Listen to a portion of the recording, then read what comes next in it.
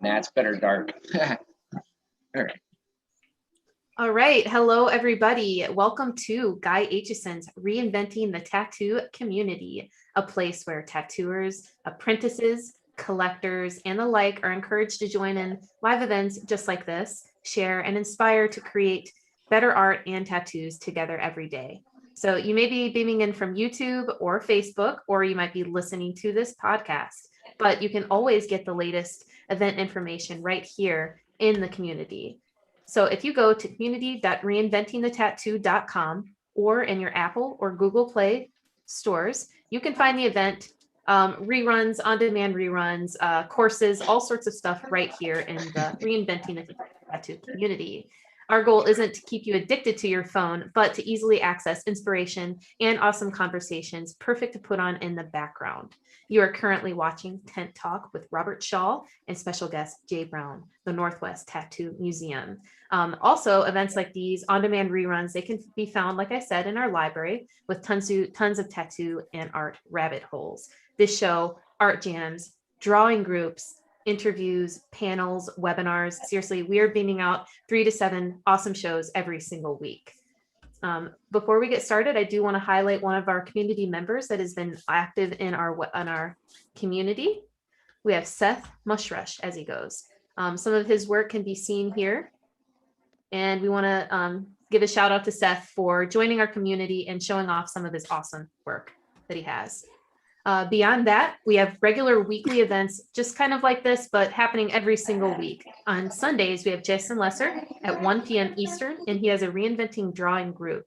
All skill levels are welcome to join, share something you're working on, a design for the week. If you'd like a critique with other artists, Jason's drawing group is perfect for you. Also, we have Jake Neeks from the affiliate Fireside Tattoo Network, who has a morning drawing group every single Monday at 9 a.m. And those are pretty cool to watch. Like I said, all skills are welcome. Also, we have Fawn Baker and Jordan Rookus with a tattoo collecting podcast every single Thursday at noon. This week will be pretty awesome. They have a very special guest, Russ Abbott from Ink and Dagger Tattoo in Atlanta, Georgia. He's also pretty well known for Tattoo Smart. Again, we have a lot of these awesome shows available. Thank you to our sponsors, and I'd like to highlight those guys for bringing all of this content to you for free.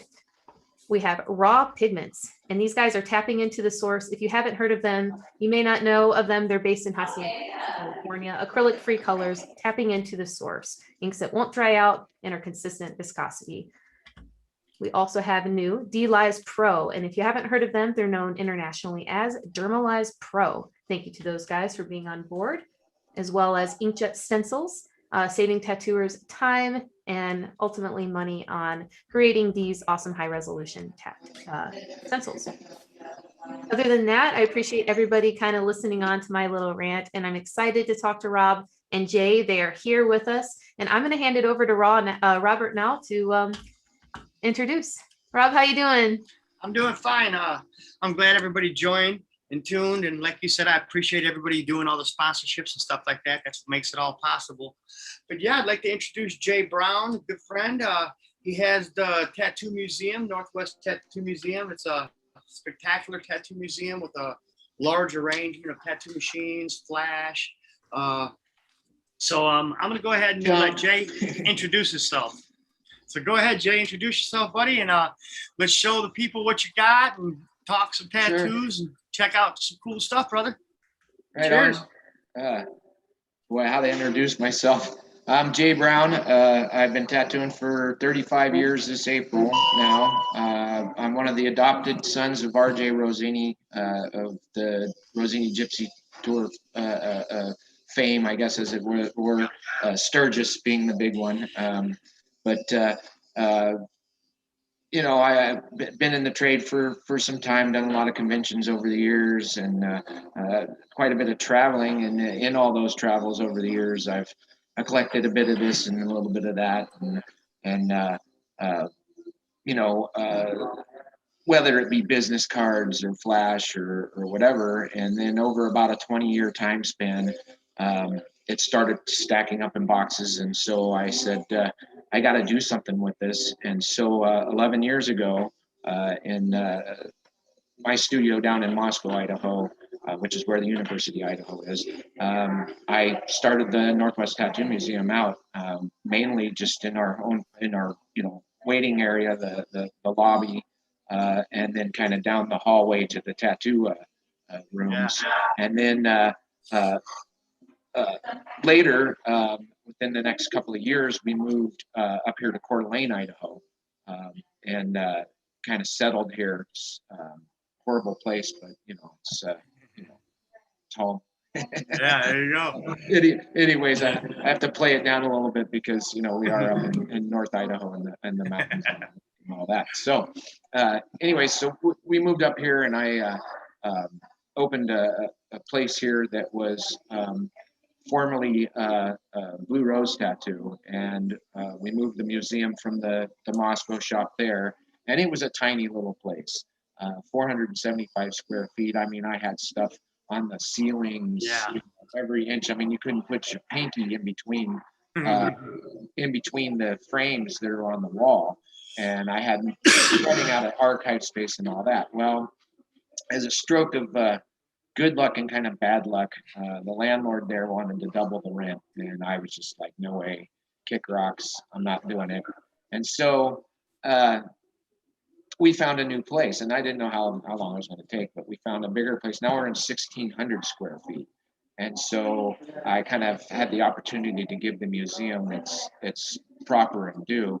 And when I opened the museum, the one thing I wanted to do was, the ultimate dream was to have a tattoo shop inside of the museum. So as opposed to it just being the lobby of the tattoo studio or whatever, the tattoo shop here is actually inside of the museum. I've actually kind of sectioned off an area for 3 artists, and it's completely enclosed, and we have a great big flash wall behind all the artists. There's 100 sheets and well over 1,000 designs. I stopped counting at 1,000, but I figured it gives that old school feel to it. So I've joked often about it being the working exhibit, but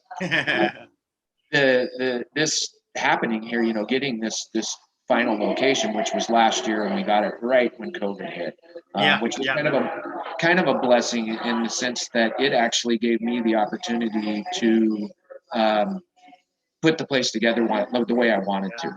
I had 2 months that I could lay everything out and get everything bundled together, because at the old place, everything was kind of, there was no rhyme or reason to stuff. There was I had something that was Philadelphia Eddie over here and Philadelphia Eddie over there and up here, and then just different people who were all spread around in different places.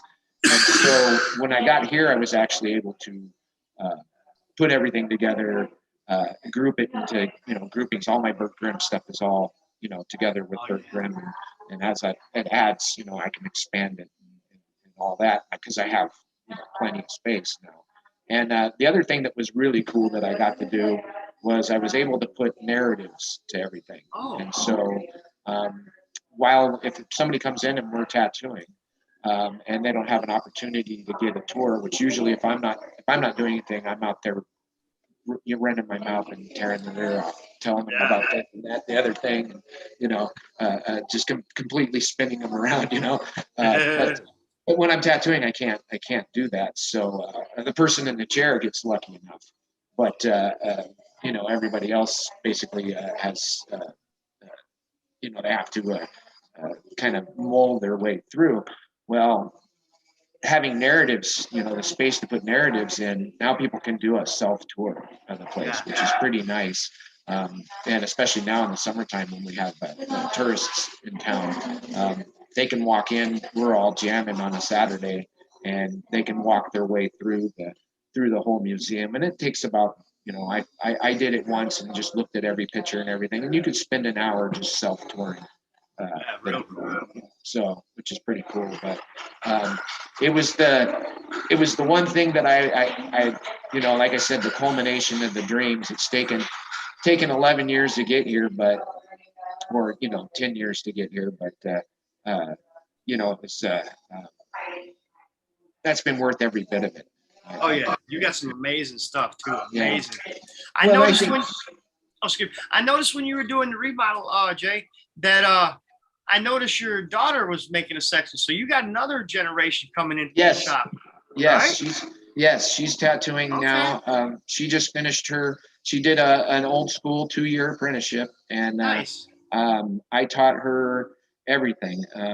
She knows how to cut acetate stencils, which a lot of tattooers Yeah. that have been tattooing for decades don't know how to do. She learned how to make pigments. She learned how to build needles. She still builds her own needles, Oh, now very cool. these pigments that we mix.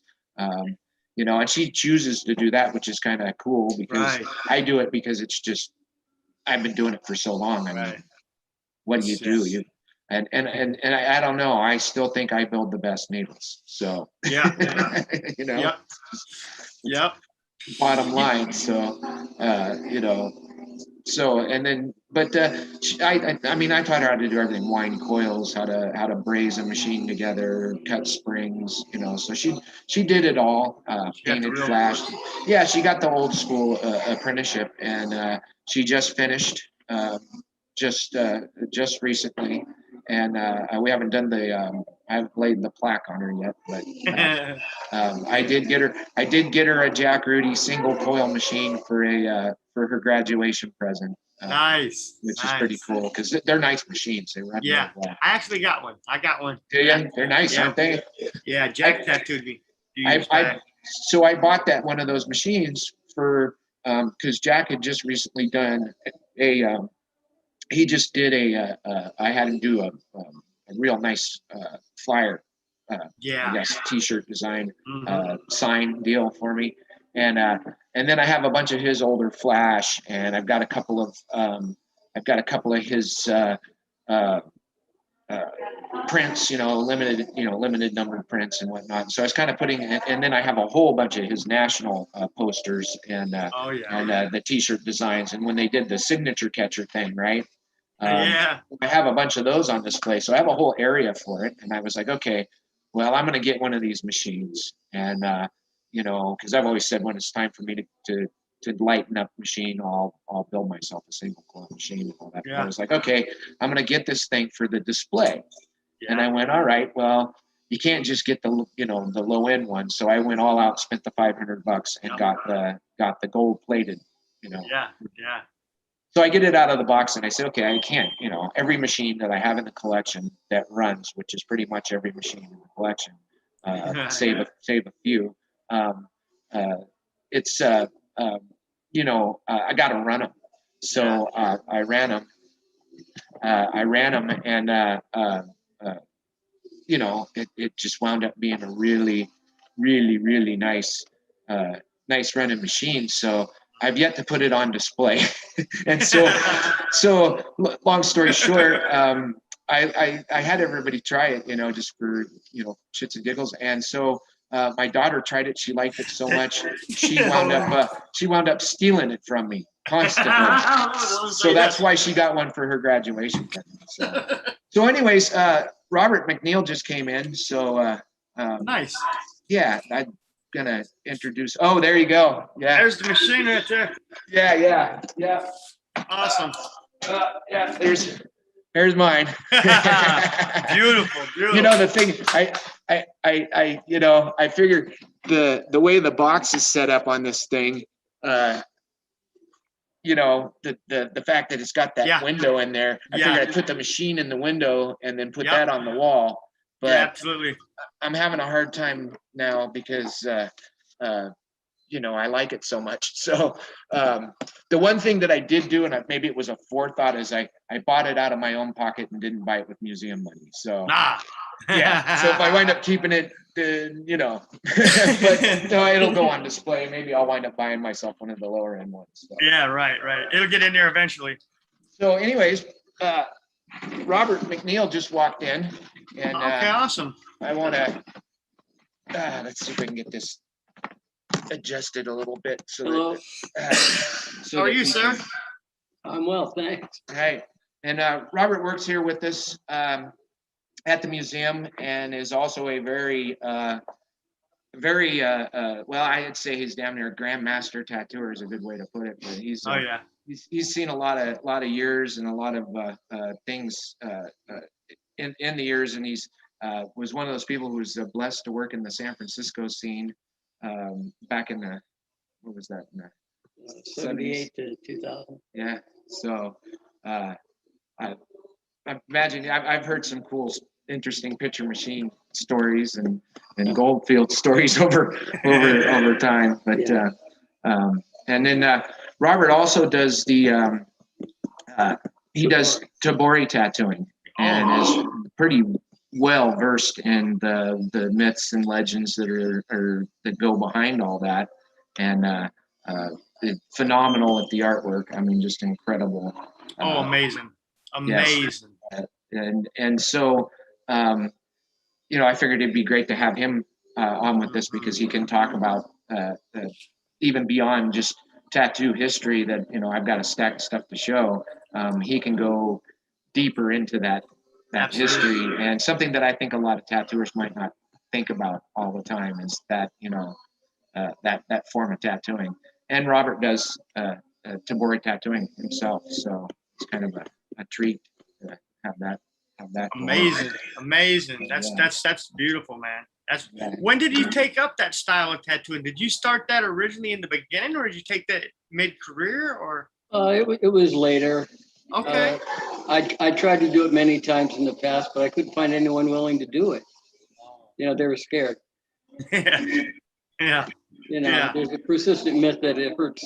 It looks, really gothic and painful, but it hurts actually less than machine tattooing and heals fast. Yeah, I agree. Well, I've only had a small one, so I don't really know. And I probably healed it wrong, so it might not have healed. You're alive, you're fine. That's right. It's been so long. It was at a tattoo tour somewhere in 1994, wherever the hell that was. And they had the Japanese tattooers that were there, and I can't remember if it was Horiyoshi or who was there. And they had, his whole entourage, all of his other tattooers, all his apprentices, they worked in shifts and they worked 24 hours a day. It was just amazing. I remember stumbling to the room one night, looking down, down the, because it was one of those, what do they call them? Garden hotels or terrarium hotels where the rooms wrap around the floor. And I remember watching them just going, this is 3:30, 4 o'clock in the morning, and they're just going, and there's people waiting still, and it was amazing. That whole form of art, as opposed to your average tattoo artist is going to call it quits after about 10 hours and then maybe limp in the next day, maybe call in sick. I don't know. We used to pull 14-hour shifts in Sturgis, so 11 days straight, so it can be done. Oh yeah. Yep, definitely. High protein diet. I drink when I was in Sturgis there towards the end, I would get Ensure. Ensure the old people drink, so I knew I was getting enough nutrition, enough vitamins and minerals and whatnot to offset all the other crap. You just don't get to eat right, and then of course beer is cheaper than water. We used to call Budweiser. We call Budweiser Sturgis water because it was cheaper to buy a bottle of Budweiser than it was to buy a bottle of water. So insane. Robert, with the Japanese style tattooing and stuff like that, when you first started tattooing, I'm sure you started off with the American traditional tattooing. When did you go into the Japanese? What sparked your interest in that? What made you just think, well, I can guess, but I'd like to hear it from yourself. What made you gravitate towards the Japanese style tattooing? It was actually a movie. Okay. Came out, I think it was 1972. It was with Robert Mitchum, called The Yakuza. And it wasn't a movie so much, which was just kind of a crime drama sort of thing. But at the beginning of the movie, there was some beautifully photographed shots of real Japanese back piece tattoos. And it just knocked me out. Yeah. I saw that and I knew I had to do that. I just never seen anything as beautiful as that. And that I swallowed the hook deep. Okay. Well, I'll tell you, Rob, I'm telling you, I wasn't that familiar with some of your art, but We'll send him a few pictures. when Jay sent me some of those paintings of the Japanese work you did, blown away. I couldn't, dude, I'm telling you, I almost couldn't believe it. I'm like, holy shit, dude. I mean, on fire, just spot on fire. I mean, is a master. oh, for sure. Anybody Absolutely. that does not or is not familiar with Rob McNeil, I would definitely say look into the art and you're going to be amazed. You're going to be really amazed. I really appreciate it, Rob, and I'm glad you came on the show with Jay. I really do appreciate you stopping in and talking to us and sharing some of the stories with us. Oh, you're very kind. Thank you. I twisted his arm. That was I nice. was sick. You thought it was a six? Yeah. That's all right though. That's all right. We got the bullshit a little bit to get the ball rolling. So you know that's the fun part of it. I've been working on a series of paintings for a new sushi restaurant that's opening here in town. It's 6 large scroll-style paintings that look like sumi ink Oh, yeah. kind of thing, and they're each 7 feet long and 4 feet high. Anyway, I was slaving away on those and thought I had time to spare. Yeah, You did. yeah, You were good. absolutely did. He came in the right time. Yeah, I just wasn't great. prepared for the presenting. Yeah, well, But we do what we can. So yeah. What was one of your memorable experiences from one of them shops? one of my memorable experiences, Yeah, positive or negative. either or both. One of each. One of each. Oh, well, let's see. My best pass out story is a woman passed out and defecated. Where was that at? That was in this shop right here. 20 Oh, it years was ago. 20 years ago. This place used to be a tattoo shop 20 years ago. So, and Yeah. actually, when I moved to Coeur d'Alene and moved the museum up here, it was Robert's old shop that I kind of took over the location and everything, and we kept it going, and it made it 19 years as a shop. Yeah. So it was a tattoo Nice. shop for 19 years in one form or another. So that was Very pretty cool. neat. But, Tragic story. This was back in San Francisco. A young man, he was just turned 18. He'd been saving for years to buy a motorcycle. He came in and he got his first tattoo. It was a Harley Davidson tattoo on his arm, and he left. And the next day, his parents came to the shop and told me that after he left, he exited the freeway and pulled out into traffic and was run over by a lumber truck and killed. Same day. Yeah. And that's a memory that won't go away. Yeah, no doubt, no doubt. That's definitely the tragedy. Let's see. Another memorable one. This was a picture machine. I tattooed 5 Navy SEALs who all got identical tattoos. Oh yeah. Skeleton of a frog just above their knee on the right thigh. They were all members of the same team. And it was a really cool experience because they came in and they didn't want anyone else in the shop. So they bought the whole shift Oh wow. and brought in their cooler and we drank whiskey and beer. And talked until, oh gosh, almost 3 a.m. I'm a Vietnam vet. Okay, yes. And we talked about my experiences there and their experiences and different conflicts. Really cool bunch of guys. Yeah. So camaraderie was built that day as well. They got him a Yeah. tattoo and built camaraderie and everything. Yeah, that's Yeah. nice. I really like that. That's one of the best parts about tattooing, I think. Yeah. Sometimes. Yep. I love it. Yeah. I love it. Yep. I really do enjoy it. Meeting people and making connections, for sure. Sure. I've always especially enjoyed tattooing service people. Yeah. Yeah. Too. Well, they have good stories and we have a lot in common. Yeah. And they always have really interesting reasons for the stuff they get. Well, I should say the more experienced operators, the rookies out of boot camp want the traditional stuff, the Eagle, Globe, and Anchor, and that sort of thing. Yeah. My grandfather was in the Navy. He never got one tattoo. And but he said some of the best men that he ever served with were or that served under him because he was an officer were tattooed from head to toe. There's something to that. You know, he said some of the best chief petty officers and all that were knuckles to neck. You know, and he All said, in.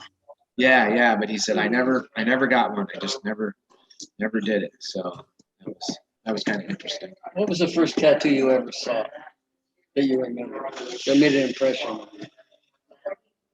My biological father had a tattoo on his arm that was a Milton Zeis dragon, and it was he got it in Korea or somewhere over there, and had it done. And that's kind of the one thing that's kind of struck first, I think, was that image, that dragon. And actually, after he died, we took pictures of him because his tattoo is so faded to try to figure out exactly what that image was. And I mean, I put it out there to all kinds of people, you know, through the tattoo community and whatnot. And one day I was digging through some flash, and I found it on, I think it's the Jones attributed Zeiss set, and there it was, and I mean down to the T's from what I could. And so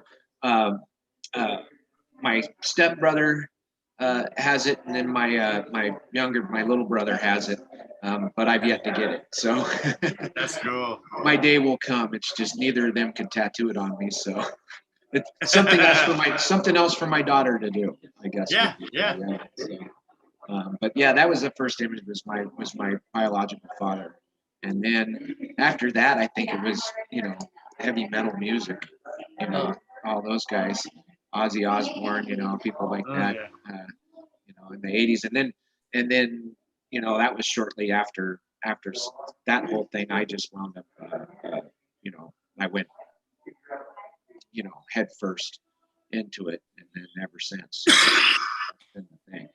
I've done some other stuff here and there. Couldn't back in the day when you couldn't get into a tattoo shop. If you thought about opening one up, you'd get burned down or beat up or you know, whatever. Bad things would befall you. Yeah, hands broke. You know. You know, the first one I ever saw was back then we called them hobos. A homeless guy. He had a Milton Zeiss hula girl on his forearm, and he showed it to me and made her dance. I was hypnotized by that. That was 1962 in Sandpoint, Idaho. He used to sleep in the doorway of the Penida Theater. Oh, no shit. Yeah. I had a paper route, and I picked up my papers there in the morning. So I saw him every morning. That's great. Yeah, I brought him some old biscuits left over from dinner one night. In exchange, he showed me his tattoo. That's all right. Make her dance. Fair trade. Yeah, as long as you made her dance, all right. Yeah. That was the first one I ever saw. Yeah. We did that piece on Bree's arm. My daughter has another Zeiss piece that's a snake through the skull one, and it's I think the snake's going down the arm, and then it's got the skull there, you know, and the snake's pointing towards her arm, crook in her elbow, and so she's like, I've always wanted one of those tattoos that moves or does something like that. So what she wound up doing was we put a mouse right on the crook there, and so then when she straightened her arm out, the mouse would run away from the snake, and then if she had on the crook, then the snake was up on the mouse. Couldn't figure out anything else to do. You know, she probably would have done the legs and the armpit thing, but you know, I'm just not doing that. You know how Bree is, anyways. My daughter's a little out there, but you know, she's a hell of an artist. So God bless her. Yeah. A little out there. You spared her some hurt for sure. Spared her some hurt. Oh, what? Yeah. If she'd have been a boy, she definitely would have got it a lot harder than she did as far as apprenticeship was concerned. So I tell her that all the time. I remind her, you know, if you would have been a boy, that'd have been it. They got your ass kicked, all kinds of fun stuff. You know, the old clean the bathroom and then go in there and piss all over the seat and come back out and say, you didn't clean the bathroom. Almost. Yeah. Well, that one teaches him that, you know, a customer, I always thought that was a horrible thing to do to an apprentice, right? But then it teaches you that at any time, one of your customers could walk in and piss all over the seat. And you wouldn't know, you wouldn't know any of that. And you got to stay on top of it. You do. You got to stay on top of it. I went into just yesterday, I went into the bathroom. It wasn't piss, but I looked up and there's a fucking business card of another tattoo shop on my mirror. I'm like, what the fuck, dude? One of the people came in and did that, thought they were being cute. Came in here poaching. That's funny. That kind of sounds old school, though, doesn't it? Yeah. That is kind of, you know? Yep. It's kind of like the stealthy. Yeah. Yeah. Very stealthy. That's what I thought. I was like, what the fuck? Right. Yeah, you could just come in and introduce yourself. Right. Yeah. Well, it's better than putting a sticker up there. Yeah. Then you got to get the razor blade out, and then the next thing you know, I mean, that's them's fighting words right there. Have you ever had anyone sticker your car? A competitor put their bumper sticker on your car? No, I've never had that done, but I've done. This one was kind of bad, and it was back in the 90s, and I had there were two shops in town. There was one shop up north of town. This guy Steve, when he and I were friends, we got along. And then there was my place, and I was right up on. This was in Columbia, Missouri, and my shop was right up on the university, right there at the main gates. And so I used to have a lot of fun back then. And one night we were out. There was this venue called the Blue Note, and the Blue Note had music and you know, they had a bar and all that, but it was the big venue. There in Columbia. And so one night I was all tuned up after the show, and we went back to the tattoo shop, and we were drinking some more and, you know, just having a good time. And I had a stack of flyers sitting there, and I was sitting there with this mischievous thing rolling around in my head, and I started taping flyers back to back. And so I got a whole pile of them done. And so I went down, and this is, you know, 4 o'clock in the morning. And there was a shop that had a tattoo spot in it. And for some reason, the guy who tattooed there, we chose each other as our, you know, arch enemies. When in fact, we would actually meet at the bar every now and then, have a drink together. And you know, but that night I kind of was like, okay, you know, I'm going to fuck with these guys and give them a little taste of old school. And so they had big windows, windows in the front, so I taped my flyers all across the front of their shop, facing both ways, so that when they came in the morning, they would know who did it. And I did it on a Saturday night, and I think they were closed Sundays and Mondays, so it wound up being there for a couple of days. But yeah, I heard a ration of shit for that, and you know, it was over. But it was the 90s, so you know, they weren't going to do anything. But you know. But that's no stickering cars or none of that. Never had any. And that was they were able to take it down real easy. You know, wasn't like vandalism really. It was just mischievous fun. Which is always a good time. Oh yeah. That's not throwing Molotov cocktails, but you know. Yeah, no shit. We do have, if you guys can hear me, we do have Guy watching in the chat, and he asked, were there any soldiers getting tattooed back in the Vietnam days? Oh, okay. That's a question from Guy? Yep, Guy's asking. He's curious. Okay. Well, there was a lot of tattooing going on during the Vietnam era, I'm sure. In fact, I think Sailor Jerry was still active then. I think I've You seen know, all through the 60s. And Vietnam was officially over in 72. I don't know anything about the stateside scene because I wasn't really interested in those days. I think Phil Sparrow was working in Oakland in those years. The guy who first brought Ed Hardy into the scene. Well, when Pat Martinique had been there in that time period too. Yeah, but that was San Francisco. Right. And you know, they never got a lot of servicemen. Yeah. Yeah. Probably because they were so far from the port. Yeah. Everybody down in the, what would it be, Alameda? Yeah. Well, Yeah, so that was named. Oakland got a lot of business that way. Broadway, Columbus, most sailors, servicemen never got further than that. That's where all the strip clubs were.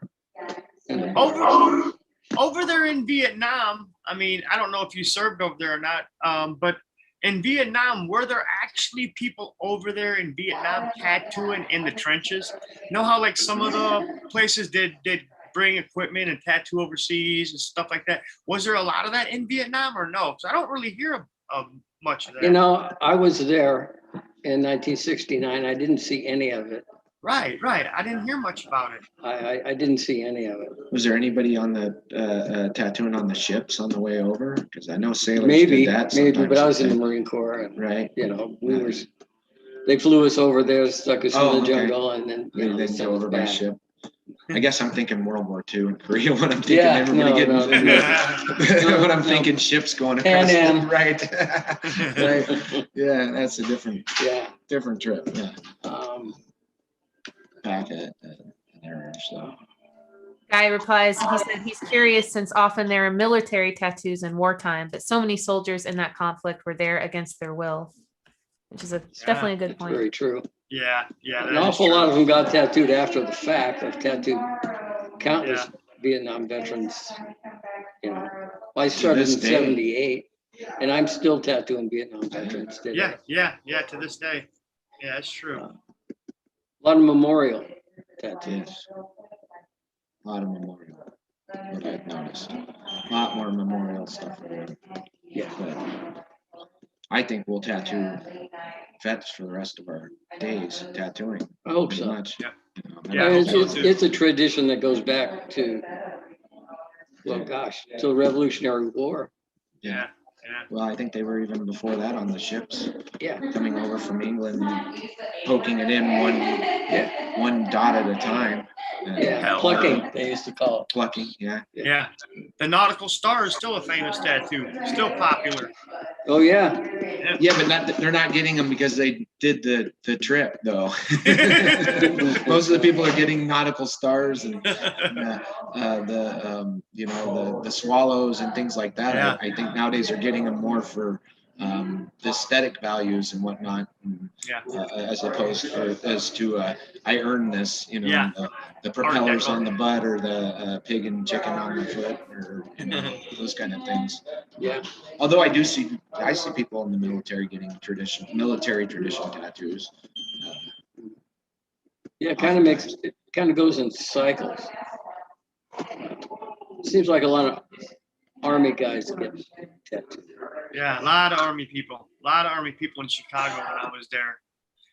Joe, when I worked at J Dragon, and Joe used to give him 20% off when a taxi driver came up with someone from the military or Army base, any of that. 20% off and $10 to the taxi driver instantly. Yeah, That's how it went down. That's a prince. $10 instantly. Yeah. that's the way to keep them coming too. Huh? Yeah. So if some people in the shop didn't want to do it, but the people in the shop that wanted to do it, like I was one of them. So as soon as they came there, I would instantly give the dude $10 and say, "Come with me," because I knew they were getting tattooed. If they came there by a taxi, got dropped off, they were paying. So I'm like, "Yeah, I got you. Come on, man. I'll work with you." So yeah, I worked with them. I enjoyed it. Making sure I don't back into something. I got some frames behind me and stuff, and I don't want to back into them. I tend to not think and go in this stuff. I've got this Burt Grimm gravestone rubbing up in the front, and it was at the old location, and it's got his gravestone rubbing, and Wes Grimm had given me one of his old checks, which was kind of a weird, it's just a weird piece of ephemera to have. And then I've got some photographs in it and whatnot. And it, I can't remember if I bumped it or bumped the wall or something, and it fell flat off the wall, flat on the floor. And I was just like, oh no, oh my God, this is the end of the world and all that. And luckily, when I pulled the backing of the frame off and everything was fine, and I was able to pull it away, but the glass was just shattered everywhere. So open an eye back there, so I don't roll off into something. And then you guys have to. Well, I don't know how you delete out all the expletives that would ensue after that. There'd probably be a lot of that going on after the fact. So, what year did you start tattooing, Rob? 1978. 1978. Holy shit! I was just a little bitty boy. Back when they were still using hammers and chisels. Yeah. And shackles. Shackles. Hold them down. Yeah. And I'm taking it you still tattoo today. You still yeah. tattoo. Wow, amazing. What about the eyes? How's the eyes doing you? You see the glasses? yeah. I noticed it about, I'd say about 8 years ago. I was I thought I had perfect vision until I seen my buddy wearing some old ugly ass glasses, and I'm like, what the hell are you wearing those for, dude? He's like, for tattooing. And I was like, for tattooing? And then I put them on and looked at my arm, and I was like, holy shit, I didn't realize it. And then I was like, oh wow, I need glasses. So yeah, I always like to ask tattoo artists with glasses, how hard is it? Is it really hard for you now, or not so much with glasses? No, I don't think it's difficult because I've been using them for a long time. It's since the COVID thing, trying to tattoo with a mask on your face and glasses is difficult because your glasses fog up. Yeah. Tough. Very tough. I wear readers myself to tattoo now. Yeah, that's what I do. Me too. It's just, and actually it's made me a little more anal about my tattooing, but it's also, I can see the needles again. Yeah. That's what did it. I was like, I didn't accept it at first. I was like, it's getting blurry, but I can still see the stencil and everything. And then it started getting a little extra blurry, and I went, it's about time. It's about time for reading glasses and all that. And I really need just regular glasses, but every time I mean to, something happens. Every time I mean to, so I just got to make it happen, because I'll wear them, and like, I can't do contact lenses. There's no way in hell I can't, I can't just get that crap in my eyes. No way. I can't even get eye drops in, I scratched my cornea. I've done it a couple of times and had to go to the hospital, which, you do that, it's scary because your vision goes completely blurry. Oh, yeah. And they put these numbing drops in because it hurts like hell. And the doctor couldn't get him in my eye. So he just puddled them up in the corner of my eyeball and made me open my eye, and it got in there. But, so I couldn't even imagine all these people wear contact lenses. I have to. Yeah, that's hard. That's really hard. Rob, I would say, when you tattoo, Rob, what percentage of Japanese tattoo work do people come in? Do they ask for primarily Japanese style work from you because it's so beautiful, that stuff that you do? Or is it pretty much everyday people come in and want everyday tattoos from you?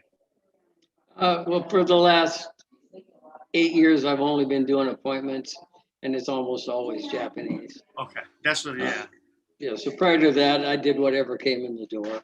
Right. And maybe one person in 20 wanted Japanese. And I'm guessing you still tattoo with coils, correct? Actually, I switched to rotaries a couple of years ago. Okay. For the weight. For the weight? They're much lighter. Yeah. I believe Guy says the same thing for hand. It's a lot easier on his hand after tattooing for so many years. It beats your hands up. So yeah, that's kind of what a lot of the old school tattooers are actually saying about the pens and some of the rotary machines. What type of machine do you use? I use Bishop. Okay. Yeah, nice. Super nice. What about you, Jay? I'm a holdout. I still use coils. Yeah. I actually tattoo with the fourth reincarnation of my first tattoo machine, which was a Spalding and Rogers lightweight machine. Nice. The only thing that's original on it is the frame and with a chopped off tube vise, and then well, the first thing I did was when I got it, I got my hands on some Dennis Dwyer coils, and I swapped out the Spalding with the Dwyer coils, and then I changed springs up, and then ran that for a long time, and then the tube vise broke, and so I lopped that off. And the old man gave me this aluminum one that apparently Joe Kaplan had given him. And so I put that little aluminum fixture on the bottom of it, and then ran it for a while like that, and then. I think an inside wire broke on one of the coils, so I wound up putting another set of coils on it, and I ran it for a while with that. And I don't know if the coils crapped out or something, capacitor crapped out, and I said, screw it, I'm going to put a whole new set of coils on it. So, and then and the last two sets of coils are on are ones that I wound. So, and it's got different binders on it now, of course. Oh, cool. I don't even think that. I think the armature bar is in a box somewhere, so I don't even use that anymore. And then I have another liner that I built from square and flat stock that I use. Both of these are dual coils. And then we were talking about the Jack Rudy. Yeah. And I have that, and since I got that boy, I really like that single coil thing. So I'm getting towards the lighter weight. And then shader wise, I use a Jim Rosal shader because he makes great machines. Amazing, yeah. I've got a Mike Pike machine that I use for my gray work. That's I don't know. I got so many machines, it's not even funny. But those are my main, go-tos. Yeah, but I haven't stepped over to the dark side yet with the rotary. Yeah, no shit. What do you think, Rob, about some memorable tattoo artists that you've worked with in the past? Oh, Henry Goldfield's the first one that comes to mind. Yeah, that's it. Big hitter right there. Yeah, the poster right here where my finger is on is from Goldfields. Okay. Yeah, he's just a total prince of a guy. I love him to death. And amazing technician and a sound designer. Did he build machines as well? A little bit. Yeah. Him and Cam Cook did. He didn't have a machine shop set up at his studio when I was there. But, right. We made a lot of needles and ink, but he could certainly dial a machine in like nobody's business. Yeah. Bill Salmon's another. Oh, you worked with Bill? Well, sort of. He was just a really good friend. Nice. That's amazing. And of course, Pat Martinek, guy. Yeah, that must have been amazing. Yeah, you've told a couple of good stories about that whole experience. Yeah, I can't remember what the last. What one about was. Milton Zeiss? Did you ever meet Milton? Me, no. Yeah, he pretty much after the later years, he came to Illinois and pretty much stayed. He quit moving around after that when he got a little older. I enjoyed his correspondence course. Yeah, that's cool. I got a copy of it from C.W. Eldridge at Tattoo Archive. Oh yeah, that's amazing. Back when he was in Berkeley. Nice. And some really good stuff in there. Very good stuff. To this day, very good stuff. You're right. I think every tattooer should read that material. I agree. I had Bree read it in her apprenticeship. I actually had her because I've got the copies that Chuck does. If you have the full book, in the back of the book after the lessons are done, it came with I think 10 sheets of lettering. Did you get to see the lettering on that? Mm-hmm. Yeah. That is amazing. Holy shit! When I seen that, it blew my mind. I might even have that around here somewhere close. But have you tattooed many of those designs? Some of his tattoo designs I've tattooed, but none of the letterings. But man, I would really like to because they're just so beautiful. I've tattooed a lot of his stuff. I'm from Rockford, Illinois, and I own Milton Zeiss's original tattoo tent that he tattooed out of in the early 40s, 50s. And I own a lot of his. I mean, a lot of his stuff. A lot of machines, pigments, and just. Man, a vast arrangement. I'm born and raised in Rockford, Illinois. So Milton Zeiss is one of the for the world, but for us in Rockford, it's like it don't get much bigger or better than that.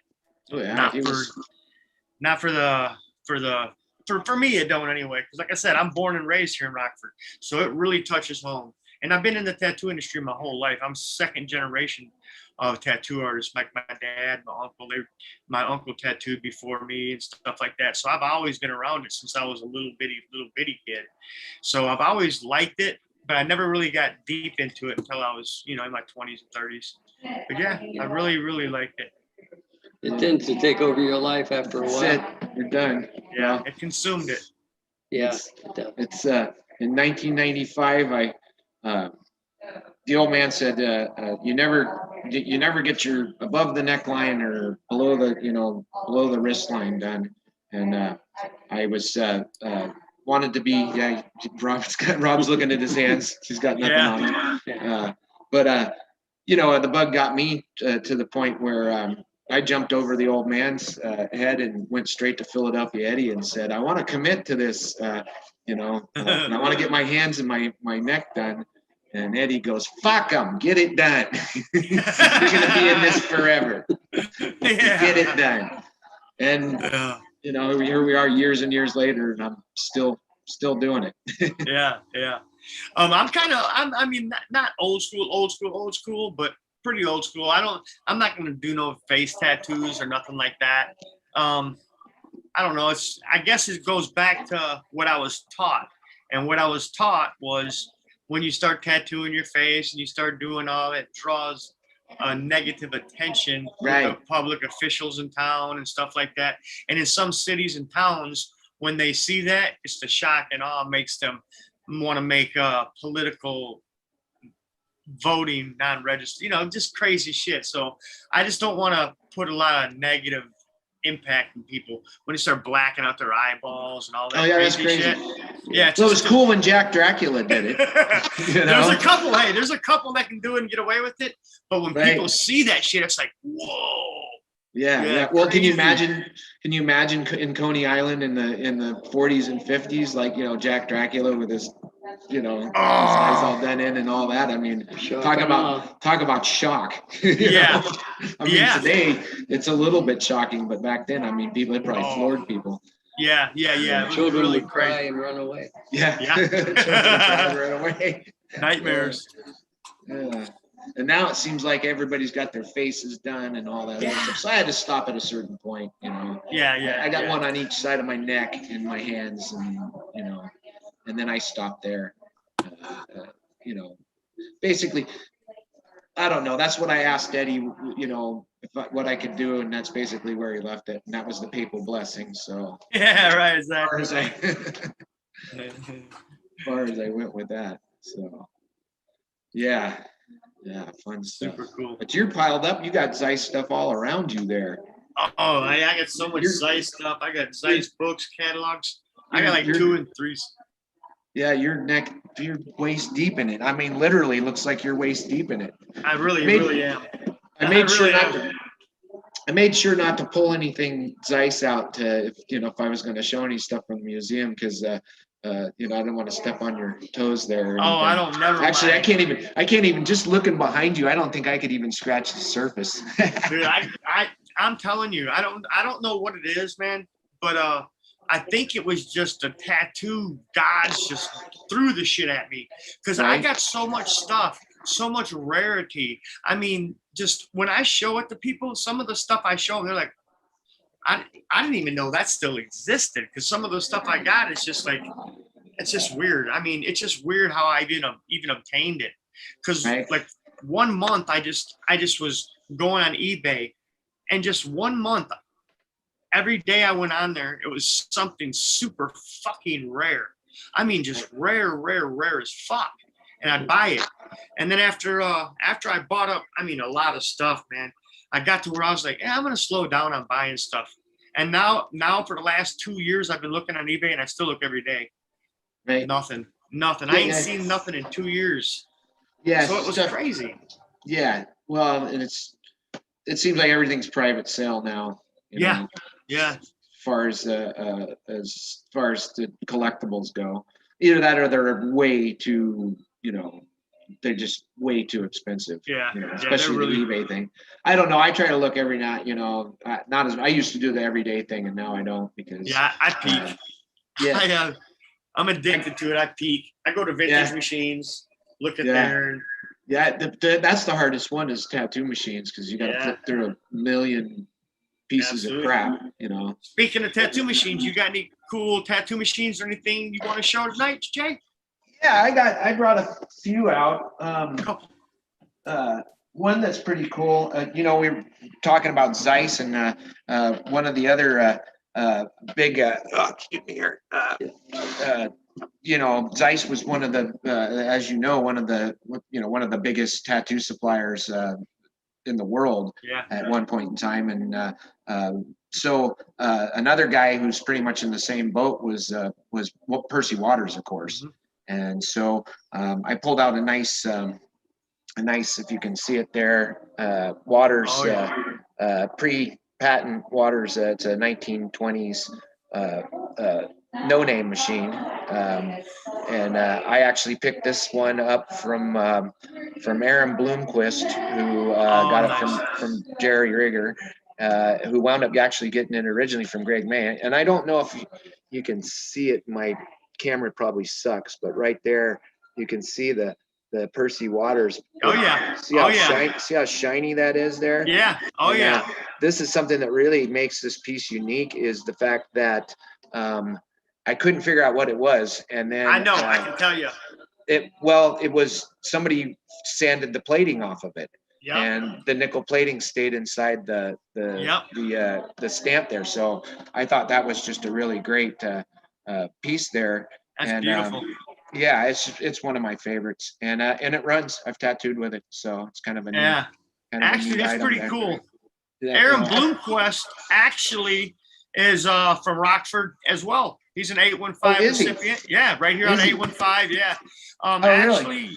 Aaron Bloomquist, I mean, I'm not great friends with him, but I'm pretty good friends with him. And Aaron Bloomquist is actually making the machine coils for me and Guy Atkinson's machine. The Guy Atkinson created a tattoo machine, and everything that we're building from it is all from the 815 because it's the Rock River Tattoo Art Expo tattoo machine created by Guy Atkinson. So everything that we're getting built, we're having built right out of the 815.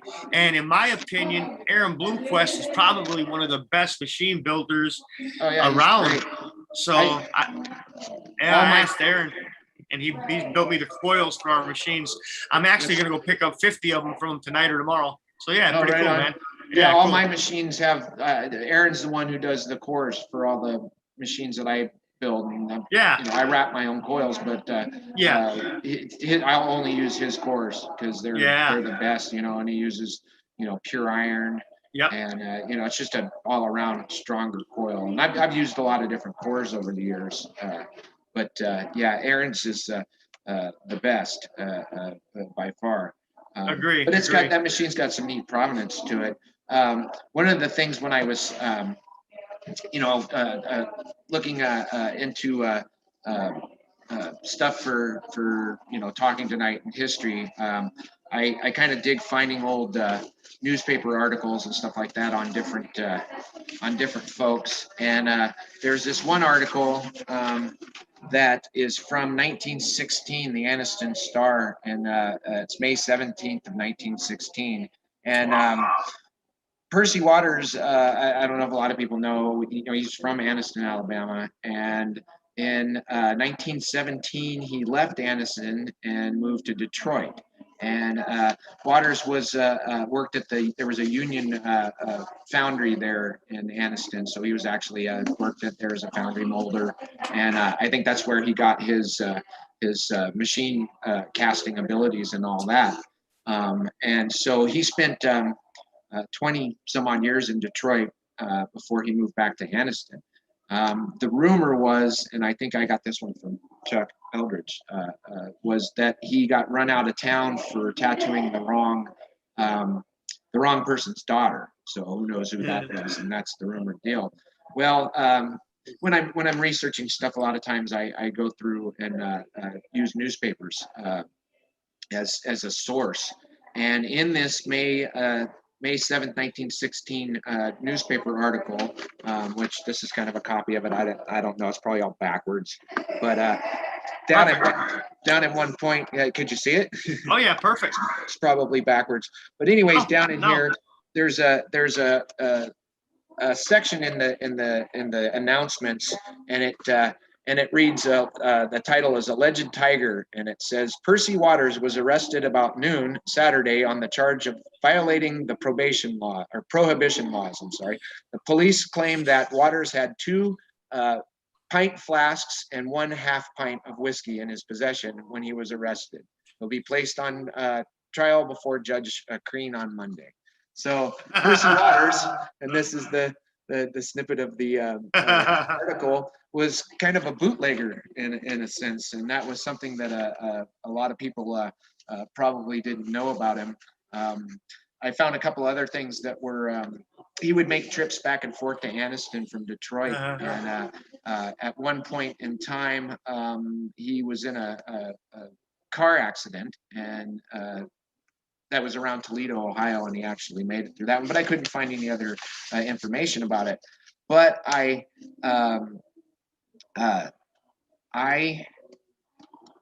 let's see. I found a deal here. When I was looking for more information on that, I found a newspaper article that actually went into the fact that in Anniston, Percy's wife had her car stolen from her. And that was the only thing that I could really find was about the guy who had been arrested for that.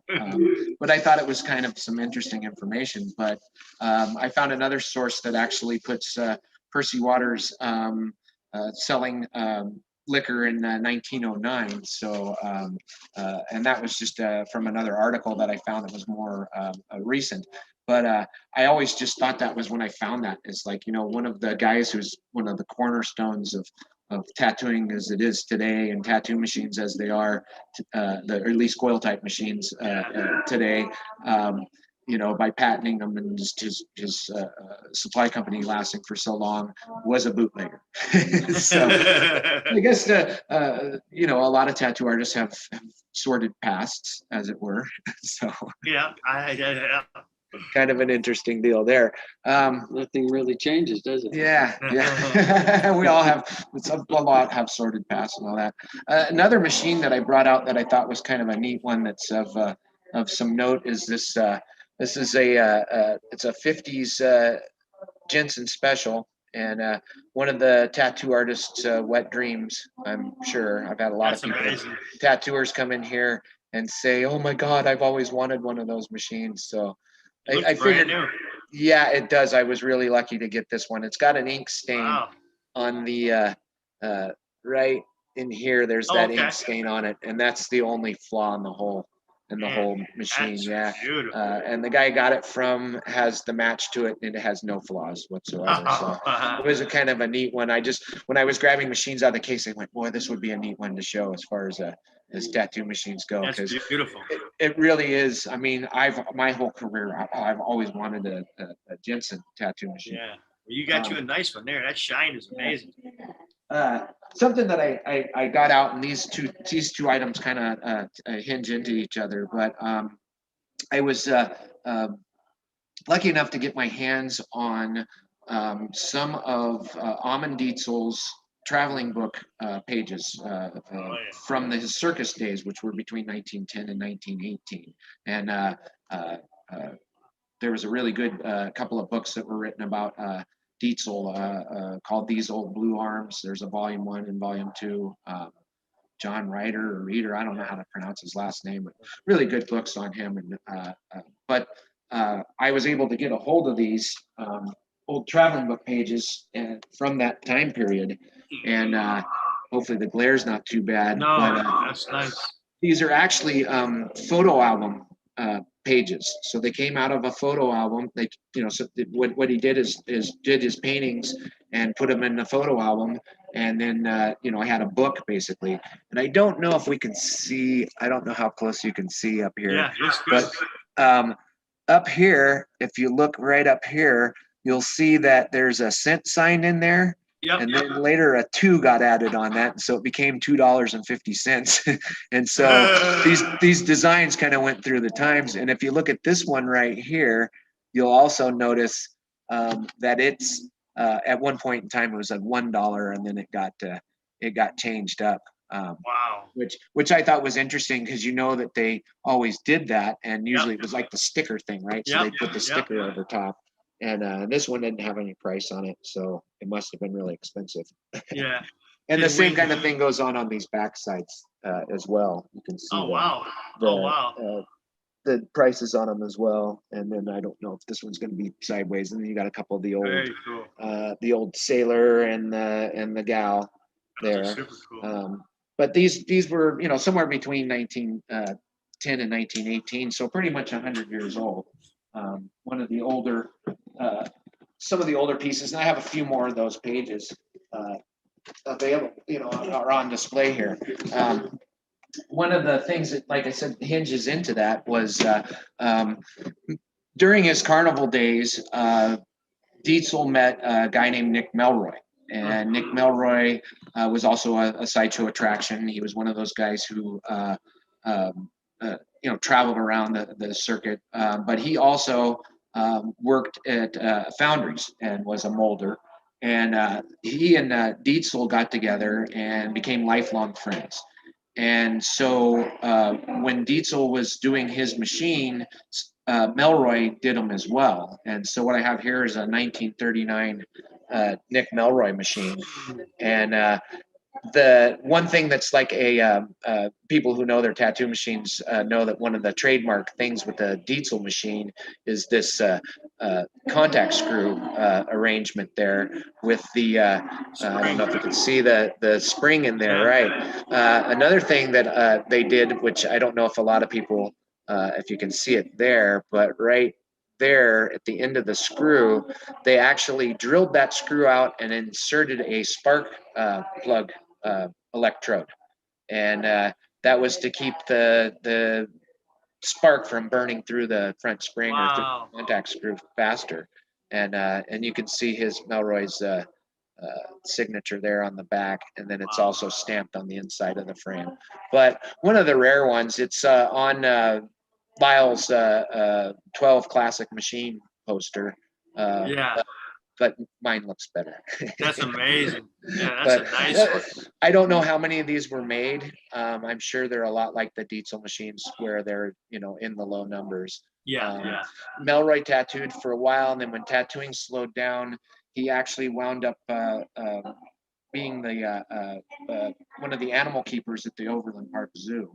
And he did that for years and years, and actually did it all the way into his retirement. So I think Melroy's thing was he picked up more of the sideshow aspect of tattooing and all that, whereas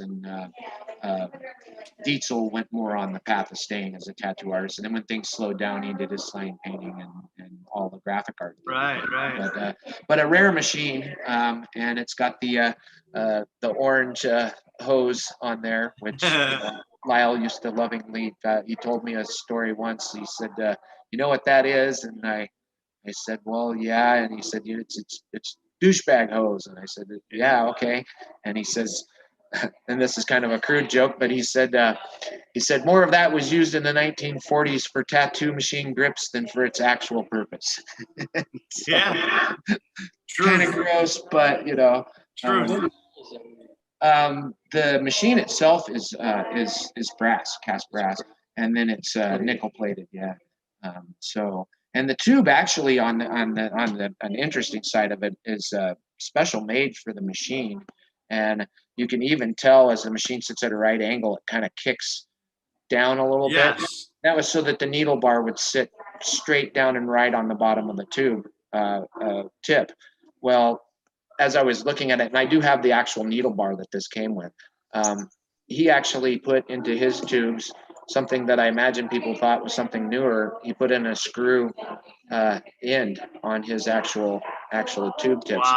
Which kind of makes me wonder, well, did he machine them or have them machined, or was it something else because of how much stuff in tattooing that has been repurposed for other things. The binding posts that were used for Spalding and Rogers machines and National machines and United machines and all that, those 6-sided lugs there, those are actually computer board standoffs. So, it just got repurposed. On the old binding posts that you see on the old tattoo machines, those old deals, those were for radio packs and whatnot. So tattoo artists, being ingenious, I guess, kind of adapted things. So it always makes me wonder if this at least the end of it had something to do with something else. And then the tube, of course, you can thread a tube pretty easily. So it's an ink pen. Yeah. So it could have been an ink pen from an ink pen. Who knows? Yeah. Because I've seen a lot of things adapted. So over the years, and so that one that's a mystery because he's not around anymore, and there's not a whole lot of information on him that I've been able to find. There's no real newspaper articles or anything like that I've been able to pull up on him. So,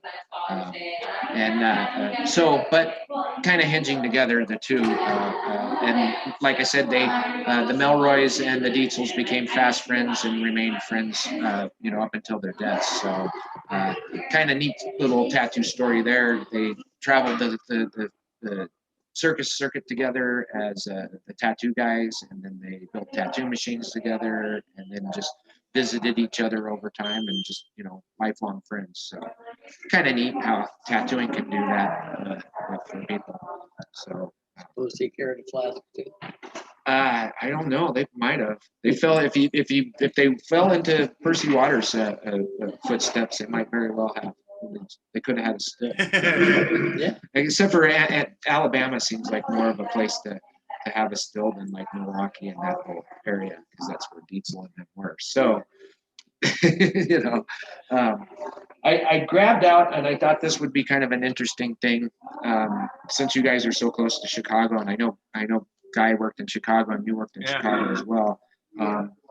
And so as I was digging through some stuff, I found this, and it's from Chicago Tattoo Supply House, and it's a lot of people talk about the kits and all that stuff ruining tattooing and how horrible it is, and the how-to books and all that other stuff. Well, here's another one of those how-to guys right there, and it says, "Here's good news for you. Anyone can now tattoo." So and it was a Chicago Tattoo Supply House catalog and or mailer. It came in the mail, and then it had the deal where it showed all the different. You could get the Chicago, how was it, the Wonder or the Chicago Standard machine and the clip cord and all that, and everything you needed for $24.75, which I think might have been a little steep back then, because I think this is from the 40s. And then it's got some of the flash that was available, the different ink that was available. He wasn't. I think one of the deals was you could get the flash for $1 a sheet or less, but if you wanted it colored, then it would cost more. Because they were hand painting it. And then if you wanted stencils cut for it, then it was even more for that. And I don't know where it says that. It's somewhere in here. Probably don't have time for me to hunt around for it. But it's interesting. A lot of those guys did that. You could get it painted. If you didn't want to paint it, but you didn't necessarily get a pre-colored flash. And as you know, Zeiss was the first one to do that. So he was doing it. I did a tour yesterday, and I told these people, I said, this guy, I showed them the few sheets of color I had, and I said, Milton Zeis was the very first one to do this. So, and they were like, oh wow, because they didn't realize that it all came in black and white and was colored itself. So I pulled that out because I figured that's a little bit of Chicago very cool history. And Frisco Bill Moore, who I've heard that nobody knows how he got his nickname Frisco Bill, because I think Lyle told me once that he'd never tattooed in San Francisco, but I couldn't find that one. My memory just, there's too much information in there sometimes. So, but also in doing that at the same time, I pulled out this Chicago Tattoo Supply House sheet. This is one of those sheets that came in black and white. The glare is probably horrible from it, but I'll kind of try to get to where it's not. Isn't that Gypsy Girl just absolutely That's beautiful? real nice, yeah. She's she's just awesome. And then of course Popeye the Sailor there, which was pretty wild. I'm always about because my grandfather served in the Navy. I'm always about anything that has anything Navy in it. Of course, there's your little Cupid guy right there. Yeah, that's cool. So when I buy stuff, I look for something Navy. And even though this sheet, the main thing that caught my eye was her. Having Popeye on there kind of kept it in the line of my Navy stuff. So Very cool. just another little bit of Chicago history that we have here. That's nice.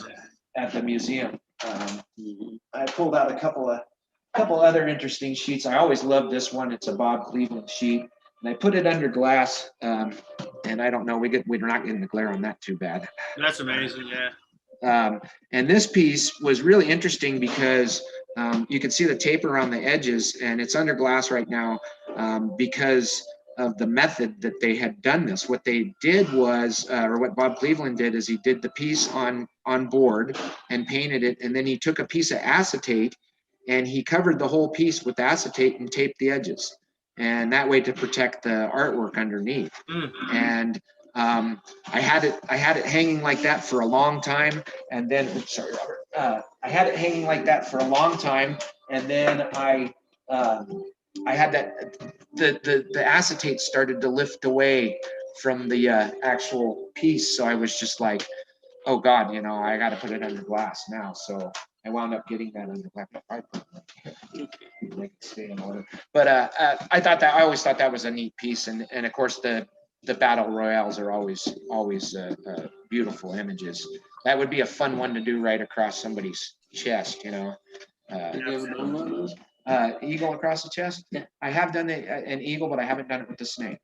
And I did do so on the back cover of Tattooing the World Over, that battle royale there, I did that across a kid's kneecap, and this was last year. And I did it 8.5 by 11, the size that it is, full size, crossed his kneecap. Now here's the catch on it. It was his first tattoo. Oh, wow. Yeah, we did outline and half the shading in one session, and did the other half, and then did, all that in the second section. Yeah, the kid was a trooper. It was his first tattoo. I haven't seen him since, so I don't know if he did or not. That might have been that might have been the end. He might have just said, that's it, I'm done. I'm done with that. I got another old piece here that is pretty neat, that actually is a little more northwest. There was this tattooer named Fred Marquand, and he was a tattoo in Bellingham, Washington. And he tattooed for 20 years, in the 20s until the 40s. And story goes that he quit tattooing because his wife didn't like the tattoo, didn't like the people, the unsavory people that were around. And he had served in the Navy early on, and so when World War II came along, he re-enlisted into the Navy, and he served, I believe, into Korea as well. And looking through some old stuff, I was privileged to look through a lot of old stuff that was in his collection before it got dispersed. And there were sketchbook pages of tattoo designs that had dates on them, like 1953 and things like that. So I have this feeling that he was still tattooing on the ships, even though his wife didn't really know, and he wasn't running a tattoo shop at home. But that's just kind of me thinking, well, what would I do? Because tattooing's hard to stop. So it's like, well, if I do it on the ship, she won't really know. And like, what more unsavory people can you hang out with than a bunch of sailors? I guess. I don't know. So, but anyways, here's a little bit of his stuff. And this is I really love this one because it's got a Pharaoh's horse on it that's just absolutely beautiful. Well, everything on this page, I think, is just absolutely gorgeous. And then, of course, a 20s flapper girl there, which kind of helped date the sheet, besides, just knowing the source and all that. But I also have a bunch of his stencils, and I don't know if you guys can see that or not. But some fun stencils, all running between the 20s and 40s. One of the ones that when I was getting this stuff, I helped sell a bunch of it. So when I was buying all this stuff, I asked my wife, well, what should we get? And she said, well, pick out the most unique one that you can find. And so there we go. I think you could see it there. I wound up getting this this chasing the dragon tattoo, which I'm pretty sure was probably indicative of that 20s time period, which is really wild. Unique because you don't see a lot of that whole deal in there. But it's a little bit of just a little bit of Northwest history there. Was the Marquand piece, and I just kind of one of the ones I really like, and that Pharaoh's horses is just absolutely beautiful, unfinished, but had just a hell of a design. I'd love to tattoo that on somebody. I've never done that. Never done the Pharaoh's horses. Me either. Yeah, that'd be a fun one, wouldn't it? Oh, it'd be gorgeous. Let's see, one of the other things. I got some business cards out, a couple that are kind of interesting. One of them here, and I'm actually going to pull this one out of the frame because it's really doesn't. You can't really see the full beauty of this, but it's from the Liberty family in Scollay Square in Boston, and a friend of mine gave me this piece, and we were at National, and he came by and he goes, here, have this, and he set it down on the table, and I was just like, no way, and he was like, yeah, I ran across a stack of them in my stuff, and I wanted you to have one. So a real interesting business card, and it's for Professor Frank Liberty, and I think you could see that there. Oh yeah. And you can see it's kind of on the shape of a palette. Well, on the back side of the card is actually a palette. So wow. Yeah, I think it might have been a notepad or something else. It had to have been something else that he was doing these on, because the actual card itself is a stamp, a stamped card. But that's cool. Yeah, probably getting close to 100 years old. It's one of my favorites in the collection. I wish there was a way that I could actually show, both sides of it. I suppose I could photocopy it, but this is the more important side. But really thoughtful, really smart way to advertise yourself. Very smart. Yeah. I'm an artist, and here, check this out. Here's, here's something really cool. Another card that I had to dig out is, of course, Doc Webb. He used to always like to put his sayings on the back of his cards, and so I brought out one of the Doc Webb cards, and I like this one, all of his different sayings. He says on this one, he said, we should realize that our fellow man is a human being with faults, and we should not be too critical of him just because he happens to be a dirty, rotten, no good SOB. And that's the back of that one. And I have a few other Doc Webb cards that have different stuff on it, but I always thought that one was kind of funny, just because it's, funny. He was funny. I've got some of his design sheets that are really, really interesting. So that was one of the cards that set of cards that I wanted to pull out. Let's see what else I got here. This one's fun, and this is in a group of different cards, and I couldn't ever figure out who this was. And one of the cards, the one on the bottom, is Jack Armstrong, of course. Jack's House of Tattooing when he was in Portland, so that was quite old. But this one right here is the one that I'm talking about, and I could never figure out what it was. Doc Hardy and Mojo Manila's Tattoo Hut, and then it has the address and all that, and the phone number is BO3, whatever the heck it is.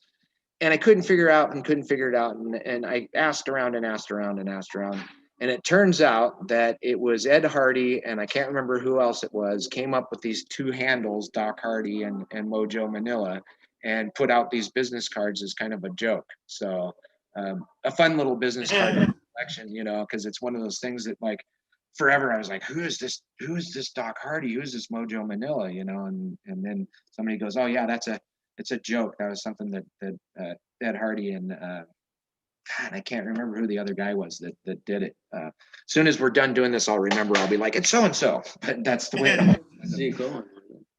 I don't know. It might have been. I don't. That's a hard one. I got it written down somewhere. Now it's on my brain. It's gonna drive me crazy. It'll come to you. Yep. You fall asleep. Yep. Right before I go to bed. Be like, damn, I wish I would have remembered. This one's fun. This is kind of, I don't know if you can see that one because of the glare, but it's one of those real iconic eagles. And this is a one from Burt Grimm's shop from St. Louis. And I thought that was kind of an interesting. I didn't know how well stencils were going to work, kind of showing those off or not, whether they were going to be worth a worth a damn. So yeah, I guess that one's a little shiny. What else did I get out? I got a few other deals out. Let's see. Oh, here's another interesting set of cards. Just from different people that have kind of come and gone. We've got of course Greg Irons. This was Tiger Bob Masterson. We've got Bill Salmon, who was a Deadhead, a big Grateful Dead fan. That's why it says Dead tattoo on it. And then this one here, Iwo Jima Eddie, Sunset Strip. Just a few interesting Erno, a few other interesting business cards. I'm a big collector of business cards. I really like them. Because in my opinion, it's one of the things I tell tattooers all the time. There's a few things that are gonna kind of outlast you and everything else. Magazines, whatever is flash and business cards. Because there's enough people out there collecting business cards these days that business cards are not quite as thrown away as much as say magazines and stuff like that, but wind up getting tattered and torn and wind up in boxes and all that. And then of course your flash is going to last, and the living proof of that is just about every collector and tattoo museum and all that has the proof of flash is going to hopefully stand the test of the time. Some of it waterlogged, but I like that stuff. I think the waterlogged tattered stuff is the best. Yeah, I like it too. I like used stuff too. Yeah. Patina. And then one more business card that's really cool. Of course, I had to bring one out from Grimm's on the Pike, and this is when Lou Lewis, Zeke Owen, and Bob Schaal were all there. So, oh, nice! Wouldn't that have been a hell of a crew to sit down and work with? Oh, shit. Or just sit down and watch for that matter. No. I mean, just some real masters. This one I kind of lucked across, and it's a neat piece. And what it is it's one of Earl Brown's early sheets. Whether it was number 2 period, I don't know, but it's number 2 in the series, and it's got some really neat eagles on it, and I thought that's a pretty neat sheet. And kind of goes back to the military tattoos. This would have been a big one with servicemen, and I'm sure Army. The eagle and the shield and all that. One of my military sheets that doesn't have Navy stuff in it, so I guess I'm not all Navy. I'm just part of the way there. But on the subject of Navy, one of the pieces that I have here, and this has kind of got an interesting story. This piece came out of Frenchie's shop in Denver, and actually was in the collection with a lot of the stuff from Emporium and Design. And the guy, Dusty Ulrich, who runs Emporium and Design, was in the need for some money, and he was selling some stuff. And I told him, well, anything Navy. I dig anything Navy. I like some of the biker stuff too, but I mean, Navy is my big thing.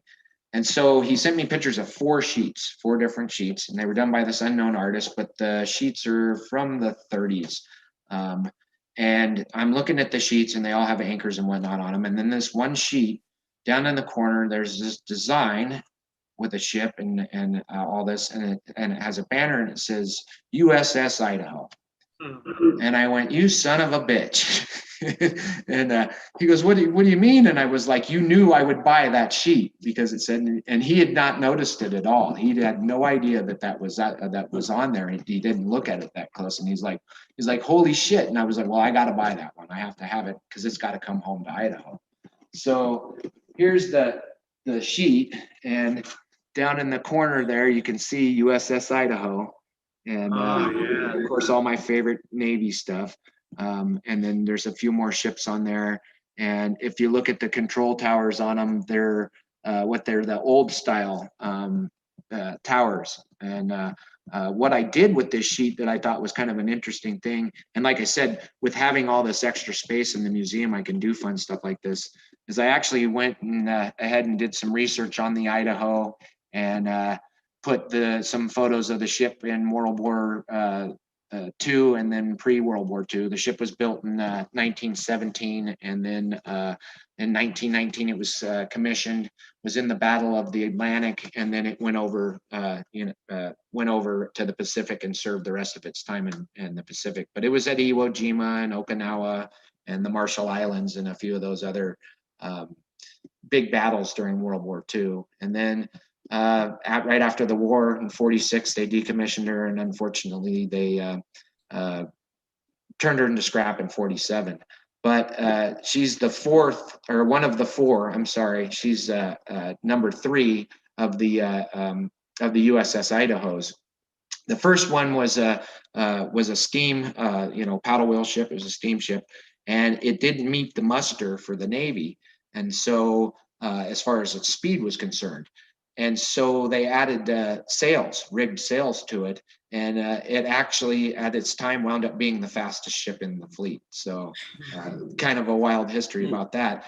The second Idaho was basically a skiff. It was just I think it was a 20-something foot, 30-something foot skiff. So it was nothing of real consequence, wasn't in service for very long. I don't know how many Idahoans are proud of that one, but it's part of the history, I guess. And the newest one that's actually supposed to be finished this year is a submarine. And oh wow, bearing the name of the Idaho. But I really thought that this one was really cool because it came home to Idaho for one, and then secondly, it actually has some cool World War II history in it as well. But at first I thought he did it on purpose. I was like, you did that.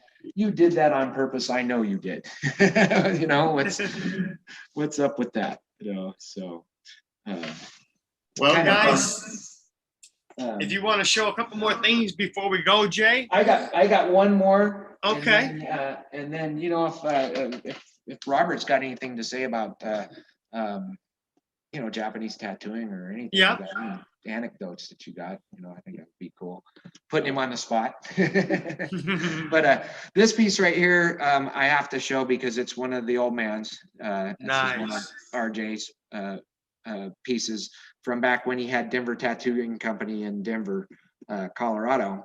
And one thing that I've always noticed over the years in collecting and whatnot, and I'm sure you have too, is that tattoo artists are the biggest plagiarists in the world.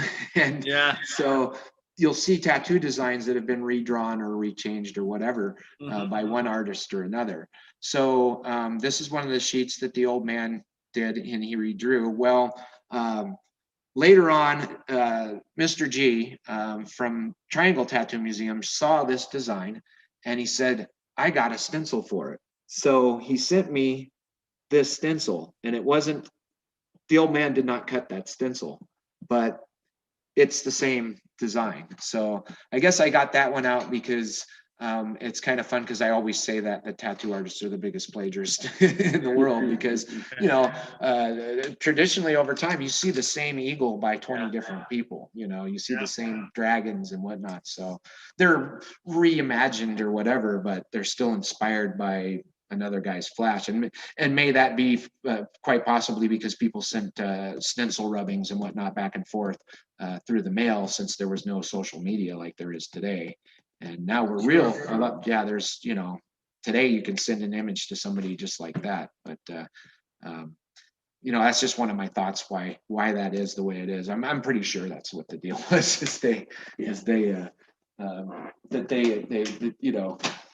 Somebody sent them an eagle and then they redid that in their own style, and then somebody saw that one and then redid it in their own style, and then so forth and so on. And then we have the eagles that we have today that are even more just added on to, so they're a little more new school and whatnot. So Steroids.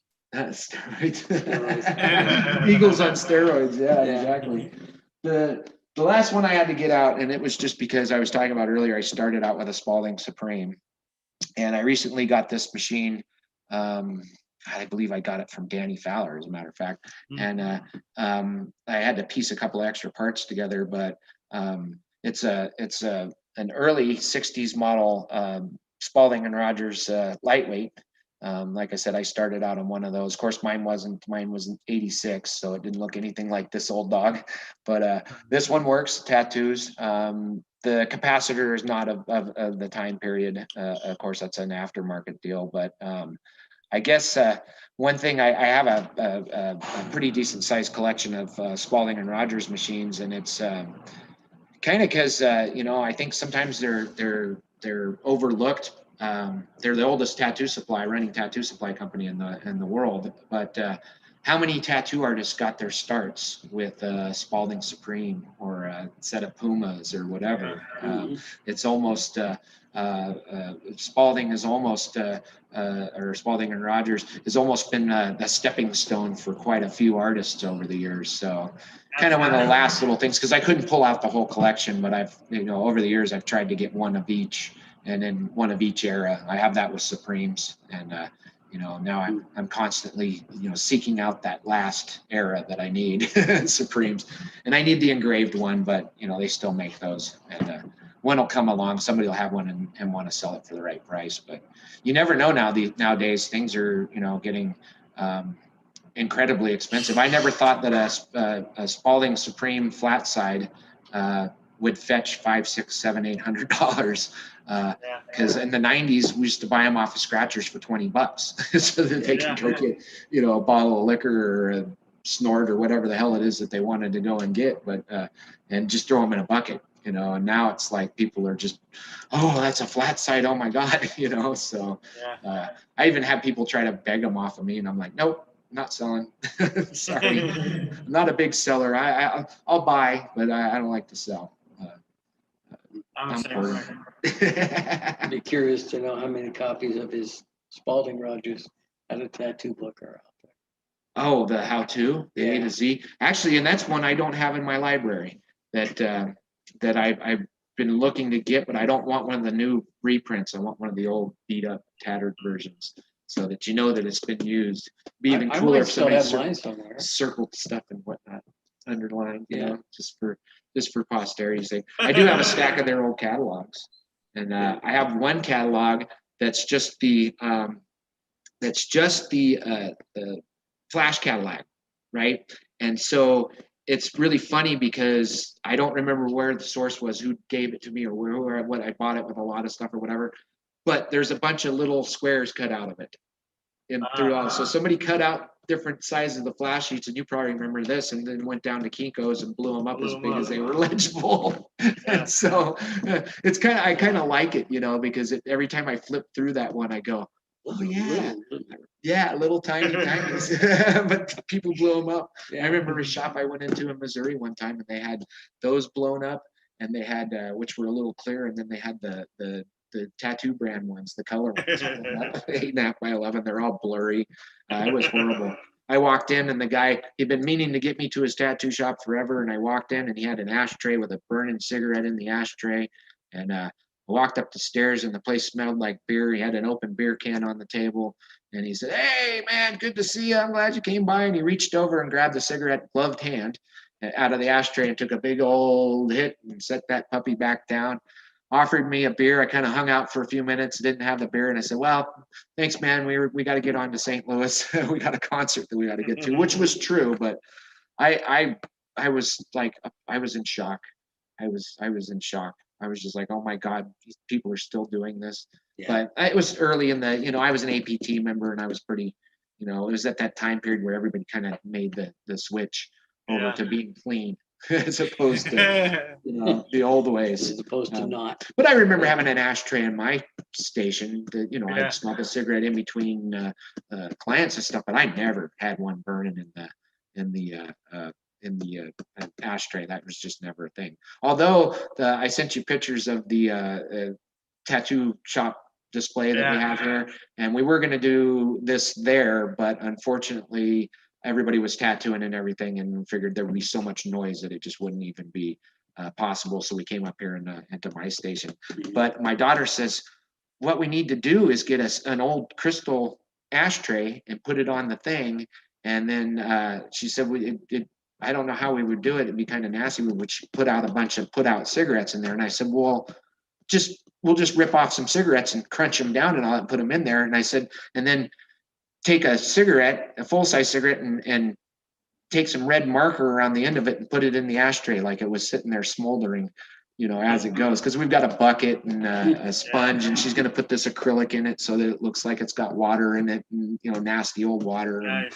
And, kind of a fun thing, but Don't forget a Lysol bottle. yes, and we're actually, and she's found one. She found a Lysol bottle from like the 30s. Yeah. I have an old green soap bottle in there that's from the 20s, and so she tried to find it, and she's found one on eBay that's from that time period. So we're gonna put a Lysol bottle in there. I want to find an old Listerine bottle too for the inks, right? Listerine. Yep. Yeah. Yep. So it'd be neat to find one of those too. So that's some fun stuff, you know. We try to come up with this, you know, different fun things to do around here. You know, it's I don't know. It's a constant, ongoing project. All museums are. Yeah, no doubt. Well, I'll tell you what, Jay and Rob, it's been a real great time having you guys. I appreciate you guys showing up and telling stories and sharing some stories. And if you guys want, maybe we'll do this again sometime. Oh yeah. Yeah, that'd be great.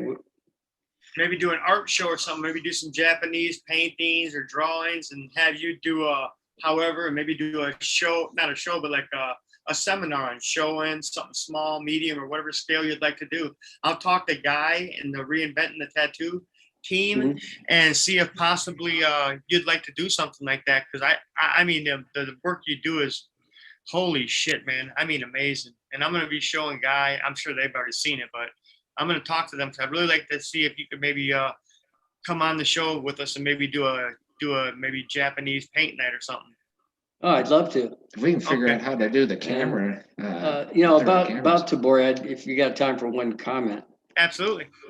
Well, there's two things that I really enjoy about it. First is the fact you have to draw the design directly on the person. Stencils almost never work, partly because you're covering such a large area. And you get very close to the design when you've drawn it directly on a person. Right. And it always fits perfect when you do that. In fact, I do that 99% of the time now. And second is the process of doing a Tabori tattoo is a very intimate experience.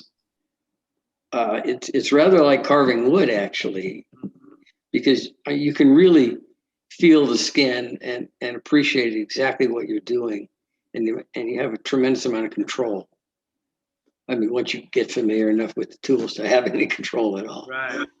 The tools are crazy. Tools are interesting. I was asking you about the stacks on those the other day. What would you say that needle configuration was? But the one with 56 needles? Was that one that you were using? Yeah. That was on my daughter, right? Yeah. Yeah. Wow. 56 needles, huh?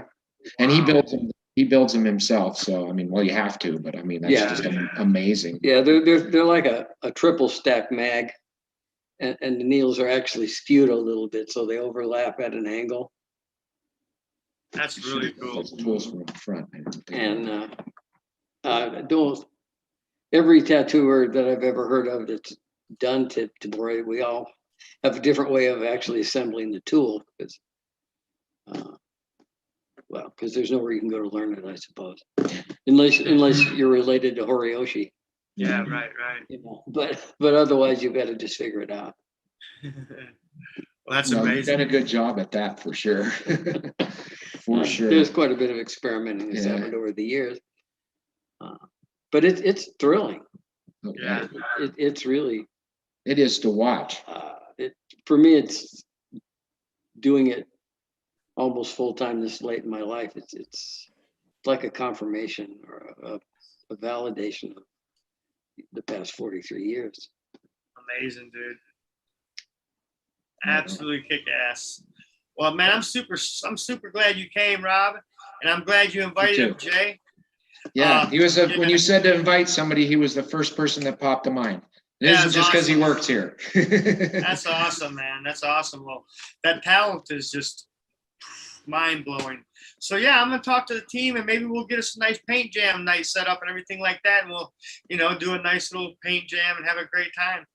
We've both got really nice. That'd be a blast. We both have really nice cameras if we can figure out how how to focus them and tie them in. We both got Well, I'll tell Canon you what. T7, so we can, you know, Okay. do video, and I think we could plug it into the computer. And, Yeah, Oh, we'll do a couple. yeah. If you want, Isn't that we'll what do you a guys couple do is live? trials. Yeah, we do some live stuff. We'll do a couple trial things. This here is actually going live throughout the world. So people that are tuned in with the app, Reinventing the Live Tattoo app, they can watch it live on there. And there's also a forum on YouTube and Tattoo Television and other places where they can watch it. But yeah, it's pretty much live. And yeah, I'm gonna talk to them. We'll get this Paint Jam thing signed up, and get us a date for it and everything like that. But I want to thank you guys once again. Thank you. And this is Robert with Tent Talk, and I appreciate you guys for showing up, man. Y'all have a good night. You too. Good All right, night. buddy. Thank you, guys. Thank you. All right. Thank you everybody again for watching. We appreciate this. It was awesome. A lot of great information. So if you would like to rewatch and see some of those images again, that will be in our library in the Reinventing the Tattoo community.